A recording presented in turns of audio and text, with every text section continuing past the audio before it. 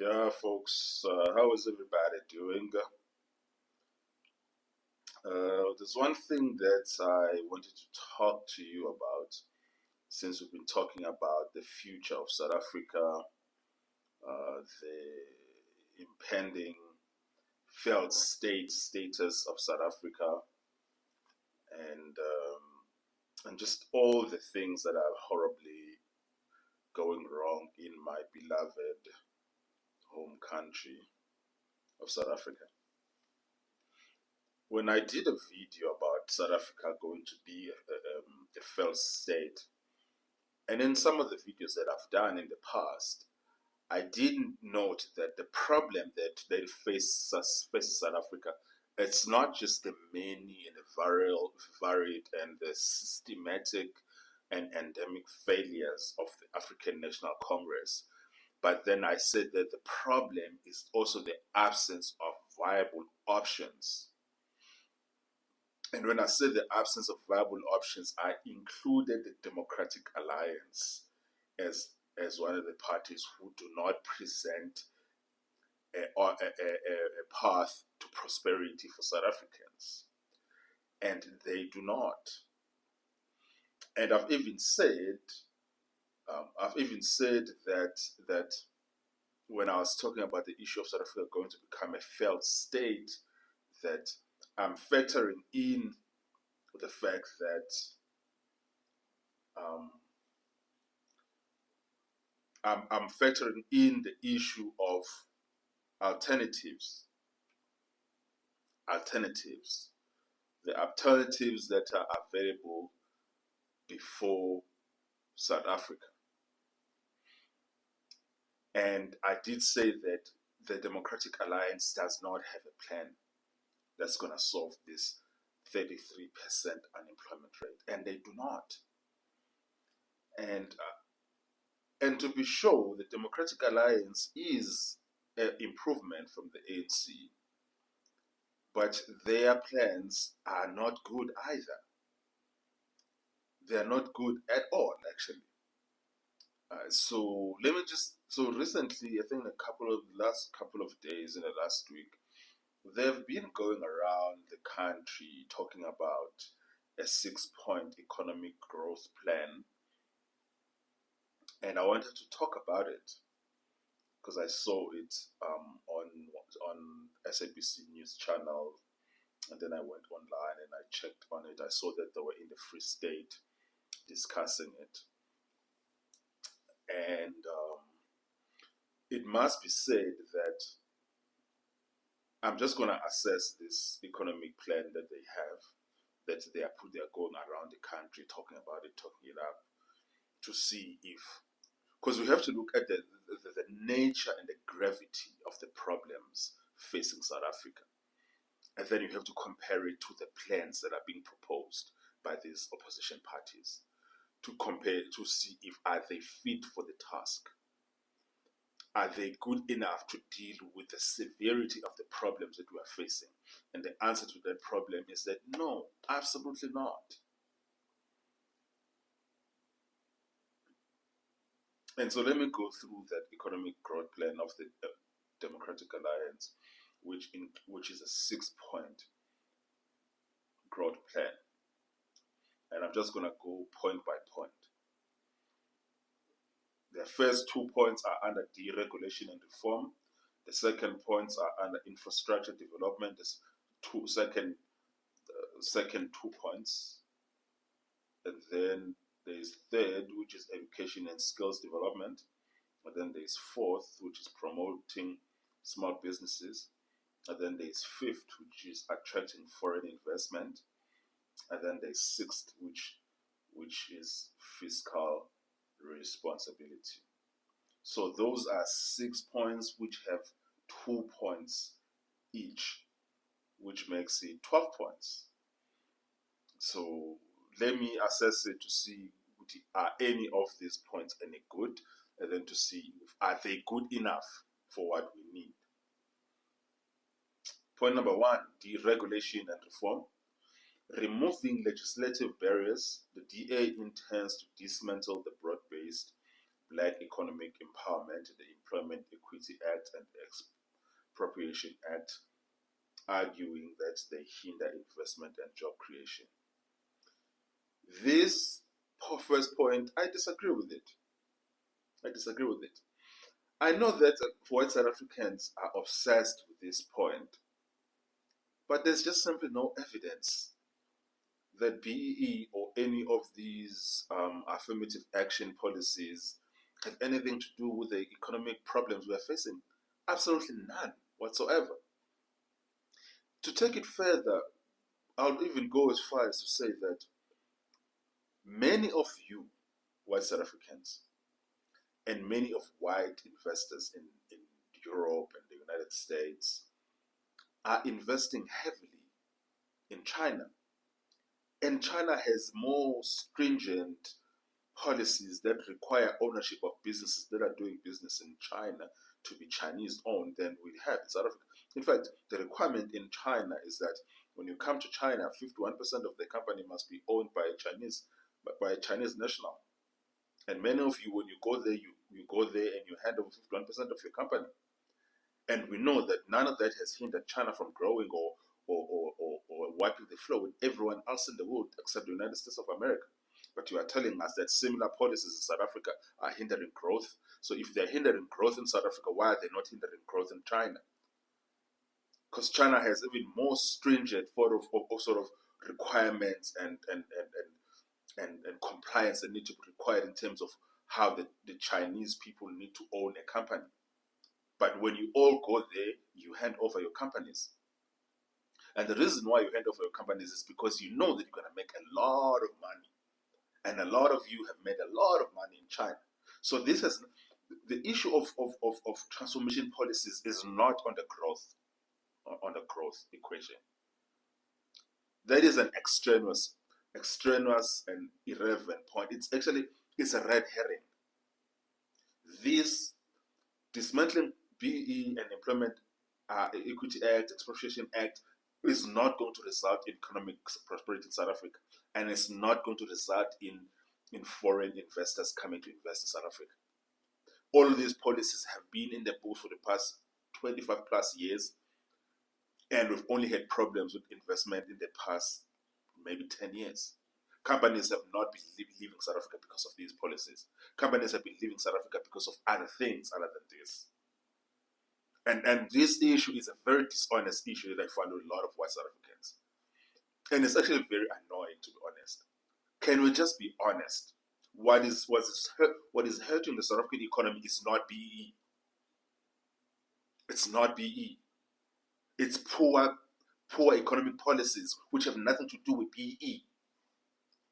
Because BEE is not an economic policy. BEE is a policy that covers everything in South Africa other than the economy. And the number one issue that you can have BEE in a growing economy, and you can have BEE in a failing economy. Just case in point, China is a growing and a successful economy, and they have their version of a BEE economy. And South Africa is a failing economy. And so the existence of one thing is not evidence that it is causation of the other thing. Which is why I'm using China as an example. Okay. So that first point of removing BEE, I disagree with that one. Second point, reducing red tape. The plan aims to streamline regulations and reduce bureaucratic burdens for business. That is a great point. I agree with it. This is probably even more important than tax cuts. Cutting red tape and reducing redundant bureaucratic burdens and unnecessary compliances that are often redundant and repetitive, and it helps a lot to grow and to grow the economy. I don't think I need to argue that further. Like, that has been seen everywhere in the world, and it's also part of the mainline economic theory. Infrastructure development. Invest in infrastructure. The DA plans to prioritize investments in energy, transportation, and digital infrastructure to support economic activity. That is a very, very, like, on its face, I agree with it, but we need specifics. Because as it is, it's very broad and it's very vague. What do you mean? What exactly are you going to do?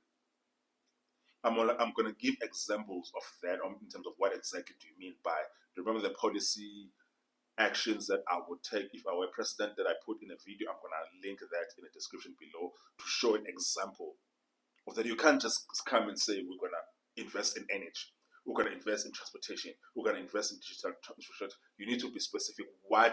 Give me 2 examples of what you're going to do in energy. Give me 2 examples of what you're going to do in transportation.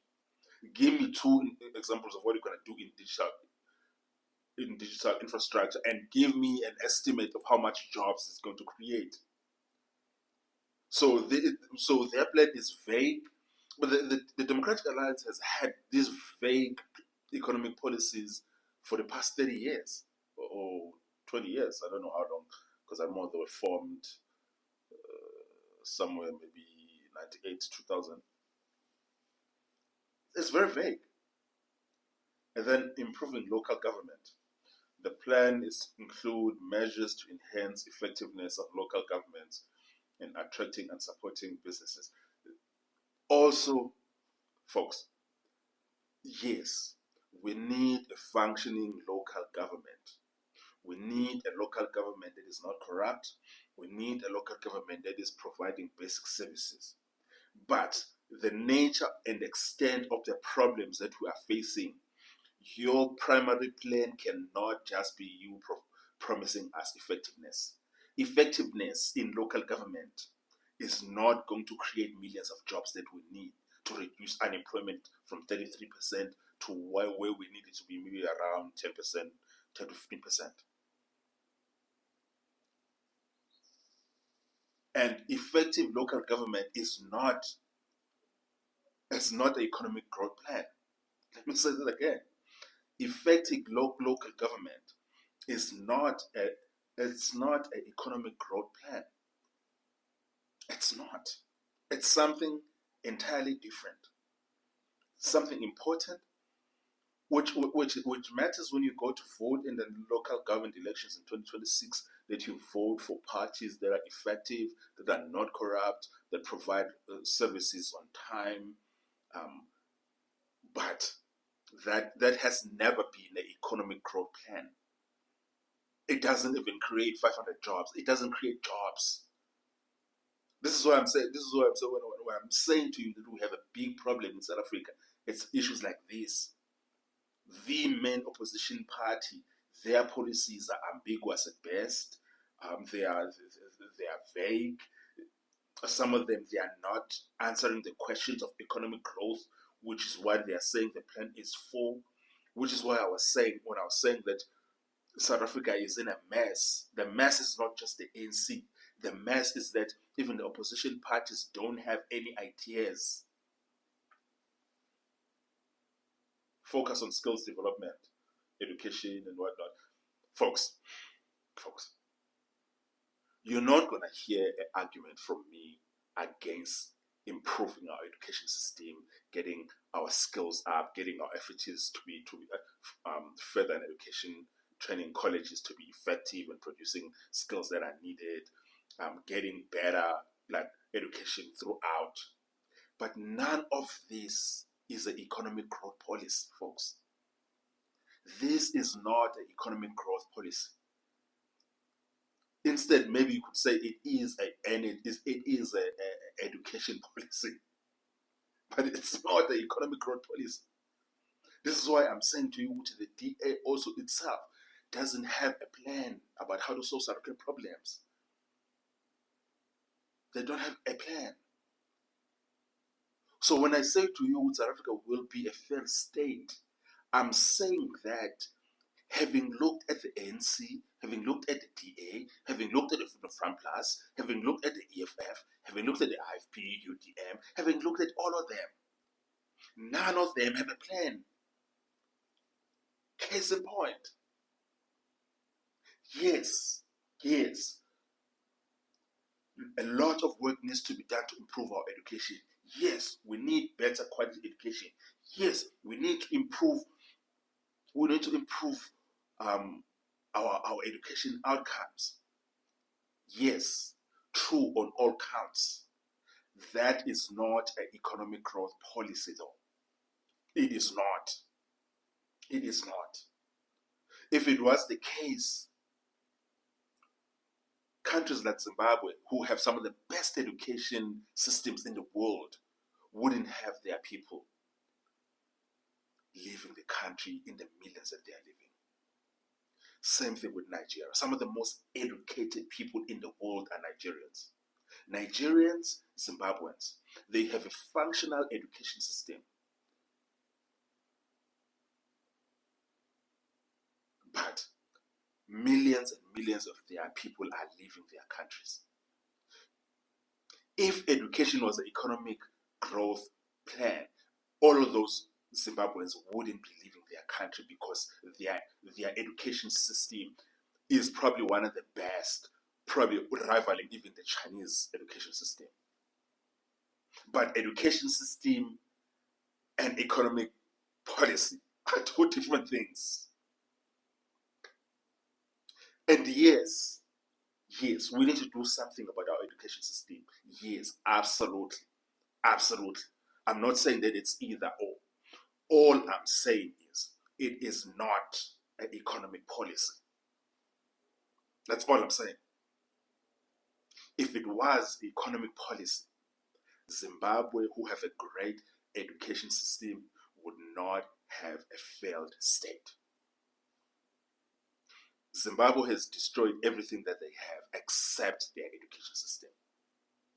Every one of us who has been to a university in South Africa and sat next to a Zimbabwean student, we know that there's a huge gap between South African students of any race, whether you went to St. John's or St. Stephen's or Michael House or Hilton College or St. Albans or Casney in Durban. When you're sitting next to a Zimbabwean student, you know that there's a huge, huge quality gap in education. Their education surpasses us by far.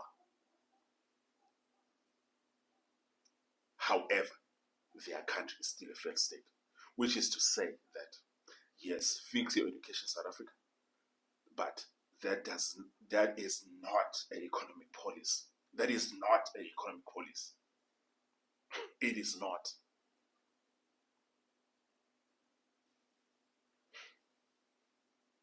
Promoting small businesses, providing support for small businesses. The plan includes measures to help small business access funding, resources, and mentorship.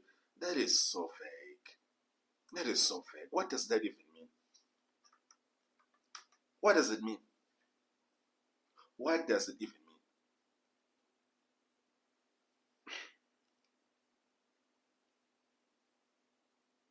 What does it mean? Creating a more conducive environment. The DA aims to reduce the regulatory burden on small businesses and simplify the process of starting and growing a business. Also, vague. Vague. What does that mean? What does it mean? Give examples. Attracting foreign investment. Creating a welcoming environment. The DA plans to promote South Africa as a desired investment. Okay. Promoting South Africa as a desirable investment destination. South Africa has been doing this now for 30 years. Promoting your country as a desired investment destination was not going to bring investment to your country. What brings investment to your country is the policies, your policies that enable businesses to thrive. When foreign investors know when they come to your country, they're going to make a lot of money. You don't need to be going to the World Economic Forum. You don't need to be going there with bilateral meetings and promoting and begging, come and invest. People come. I'm not saying there's no place for those engagements in terms of how can we strengthen trade, how can we work together, what are the opportunities. I'm saying that what precedes that is that people need to know that if they come to your country, they're going to make money. This is why people go to China. because they know that when they go there, they're going to make money. They don't need to be like to be manipulated and to be hoodwinked and to be whatever. They know that if I go to China, I'm going to make money. Streamlining investment processes. The plan includes measures to simplify the process for foreign investors. We don't have a problem of it not. Guys, this is not the problem we're dealing with in South Africa. Companies have been investing in South Africa for years. We don't have this problem. This is not a problem. This is not a problem, guys. Reforming public spending, of which I agree with, the DA plans to conduct a comprehensive spending review to prioritize essential services to ensure efficient use of public funds. Sure, let's do that. I think the government is too big. There are too many departments. There are too many ministers. There are too many, too many boards and institutions that are doing nothing. Yes. Bring more efficiency, but that is not also an economic growth plan. It has to be done, yes, but it's not an economic growth plan. It's not. More than anything, it is contractional. It is an austerity measure. And I'm not saying it shouldn't be done because it needs to be done. Our government is bloated. But I'm saying it is not on the growth equation. It's not. Avoiding tax increases. Folks.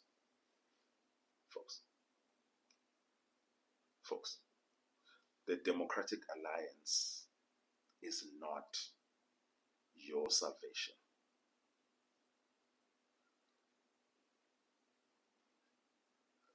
I've been listening to the Democratic Alliance for maybe say 10 years. I've been reading their policies. I've been reading their manifestos. I've been watching their leaders being interviewed. At no point have I ever heard anything that they say that looks like they have a plan for economic growth that will bring jobs. Everything that they're about is about efficiency and efficient local government, which is good. That is not an economic growth plan. And also, we are not corrupt is not an effective economic growth plan. Being not corrupt and being efficient, especially in local government, is not an economic growth plan. Which is why I get so annoyed all the time when, especially when white people are always complaining about corruption. Our biggest issue in South Africa is not corruption. Our biggest issue in South Africa is incompetence. You can have a clean government and not have a growing economy. Do you understand that? You can have a clean government that does not steal a dime and the economy will still not be growing. Because the issue of not being corrupt is not in the function of growing the economy. Those are two separate things. Two separate things. Anyways, folks, the DA is marginally better than the ANC, but they are not anymore. They are not any much better. We do not need these vague and ambiguous, and some of them clearly policies that are clearly not going to grow the economy. We don't need this. We don't need this. And if you think that maybe I'm just criticizing people and whatnot, go look at the videos that I made that will actually are stating about what needs to be done to actually grow jobs. Because I'm not just about criticizing and not providing. Look at those videos so you're going to see what does actually economic growth look like. I've already made videos that in those videos, those plans collectively will create over 200,000 jobs in South Africa. And that's not even close to being enough. Because that's not a full extent of the policies that I support. But I'm just showing you the difference between what I put as videos of economic growth a couple of weeks, maybe months ago, to what the Democratic Alliance is proposing. This is why I will never vote for the Democratic Alliance.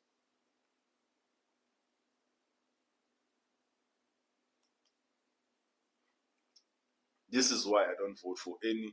This is why I don't vote at all, actually. Because there's no one to vote for. There's no one to vote for. I'm sorry. That's what it is. There's no one to vote for. Yeah, cheers, folks. See you on the next one.